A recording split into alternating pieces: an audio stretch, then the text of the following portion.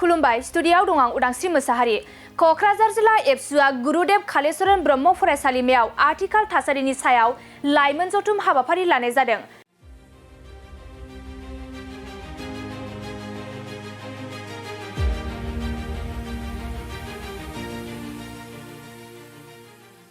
मख'नो गोनांदि बे जथुमखौ जिल्ला एबसुनि आफादगिरि कृपेश दैमारिनि सामलायनायाव गाहाय आलासि महरै बाहागो लायो दुलाराय बर' फरायसा आफादनि आफादगिरि दिपेन बर' बिथाङा बाहागो लानानै लाइमोनफोरनि आथिखालाव सोमजिनाय जेंना आरो सोलोंथाइ लानायजों लोगोसे इयुन दानायनि सायाव गोथौ आरो गुवारै फरायसाफोरजों सावरायनाय जायो।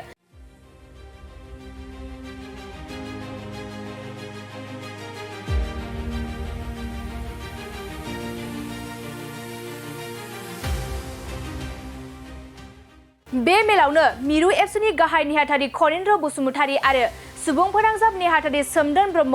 गुरुदेव कालिचरण ब्रह्म फरायसालिमानि गोरायुंजों लोगोसे फोरोंगिरिफोर आरो जिल्ला एबसु दखरा एबसुनि बिबानगिरि आरो थिपखाय परबतजरा मंगलाजरा काजोगाव आरो बासबारि दखरानि लाइमोनफोराबो बाहागो लानानै बे मेलखौ जाफुंसारहोयो।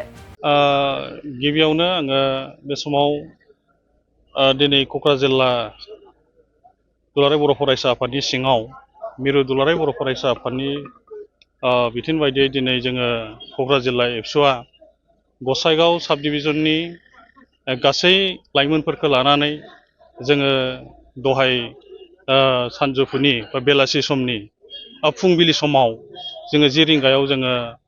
मोनसे सावरायनाय लादों आरो दा जोङो परबतजरा ओनसोलाव मोनब्रै दखरानि जोंनि जे लाइमोनफोर बिथांमोनखौ लानानै जोङो दिनै गुरुदेव कालिचरण ब्रह्म नैबे कलेजाव जोङो सावरायदों आरो बे सावरायनायनि गुबै थांखियानो जाबाय जे जोंनि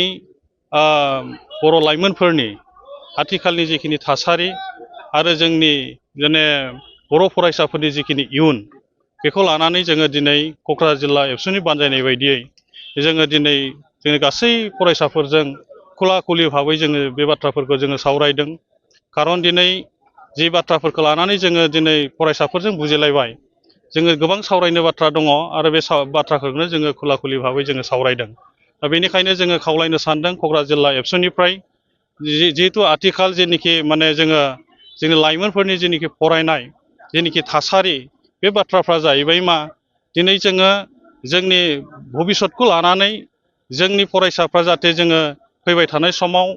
जोंनि बर' फरायसा हिसाबै हारिखौ दिन्थिलांनांगौनि थाखाय जोंनि साफ्रोमबो फरायसाफ्रानो जाहाथे जोंनि गासै फरायसाफ्रा जाहाथे गोसो होनानै फरायो बा जे जोंनि दिनै ड्राग्स जानाय दिनै गोबां गाज्रि बेसाद सोबनानै आरो गोबां दिनै जोङो फरायसाफ्रा जे बुस्थुफोरखौ जोङो मावनो नाङा जे दिनै जों गोसोजों लुबैनाय आरो हास्थायनायखौ हासिल खालामनो हायैनि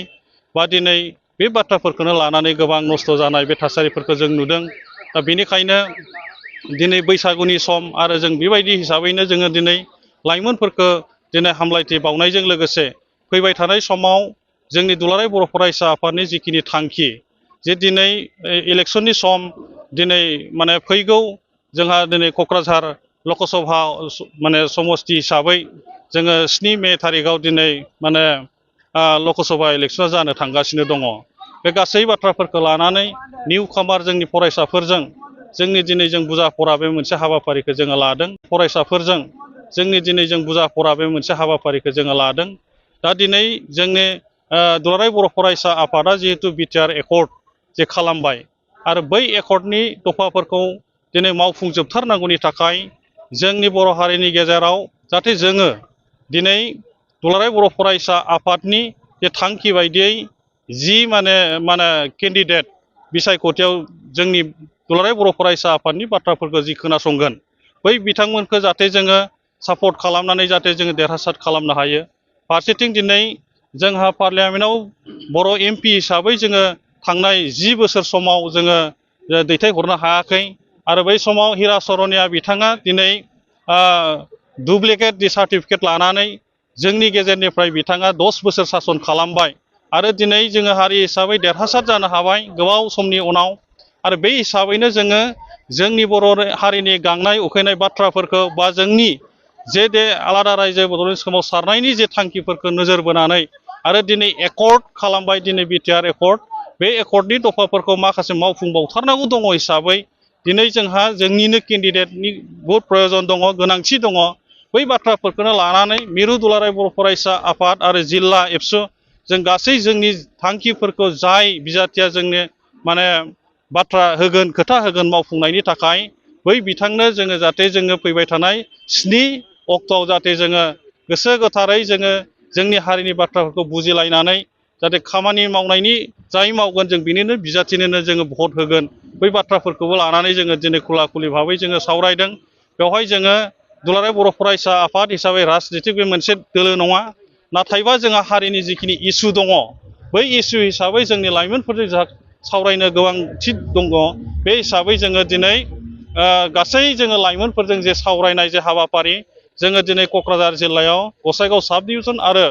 पर्बजरा साब डिभिजनाव जोङो बे हाबाफारिखौ लादों आरो जोंनि दिनैनि दिनाव जोंनि लाइमोनफ्रा बर' हारिनि जे सिनायथि आरो बर' हारिया थांनानै थानांगौबा जे रैखाथि मोननांगौ बे गासै बाथ्राफोरखौ नुनानै आरो थांनाय 10 बोसोर जिहेतु जोङो खोमानानै लाबाय बेखौ उद्धार खालामनांगौनि थाखाय दिनैनि लाइमोनफ्रा दिनै सांग्रांथि आरो बे दिनै दुलाराय बर' फरायसा आफाद खावलायनाय लेखायनो हाबा मावलांनो थाखाय जोंनो खोथा होदों आरो जोङो फैबाय थानाय समाव खौसेयैनो बर' हारिनि थाखाय गसंथाना खामानि मावलांनो हागोन आं बेखिनिखौनो नोंथांमोननि गेजेरजों फोरमायबाय गोजोन्थों।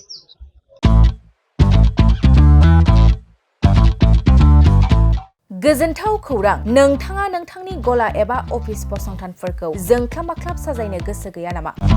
नोंथांनि गलाफोरखौ बायदि बायदि रोखोमनि जोंख्लाब माख्लाब खालामनानै साजायनो थाखाय क'क्राझार नोगोरनि सिङाव थानाय गौरां भेलि हटेल साखाथियाव सानिक्य आर्ट एन्ड डिजाइन गलाया लानानै फैदों बायदि बायदि रोखोमनि आर्ट डिजाइन। क'क्राझार नोगोरनि सिङाव थानाय गौरां भेलि हटेल साखाथियाव सानिक्य आर्ट एन्ड डिजाइन गलाया नोंथांमोननि थाखाय लानानै फैदों नोंथांनि गलाखौ जोंख्लाब माख्लाब खालामनो गोबां रोखोमनि आर्ट डिजाइन। बेफोर आर्ट डिजाइनफोरनि गेजेराव दं 3D signboard, 2D signboard, acrylic trophy, SAP panel, name प्लेटार्स, रेट्र, रिफ्लेक्टिभ साइनबोर्ड, नियन साइनबोर्डफोरनि आर्ट डिजाइनफोरखौ नोंथाङा सानिक्य आर्ट एन्ड डिजाइन गलानिफ्राय मोनफुंनो हागोन। बेनि अनगायैबो इनग्रेभिं, सार्भिस, आर्क्राइलिक लेटार काटिं, MDF जालि काटिं, लग', ग्राफिक्स डिजाइन आरो कास्टमाइज गिफ्ट आइटेम्सफोरखौ नोंथांमोननि गलानि थाखाय सानिक्य आर्ट एन्ड डिजाइन गलाया लानानै फैदों आर्ट डिजाइन। गोबां बाथ्रा मिथिनो थाखाय नोंथाङा नैबे 9706125636 6800981649 जानबुं नम्बरनि गेजेरजों खौरां लाहरनो हागोन।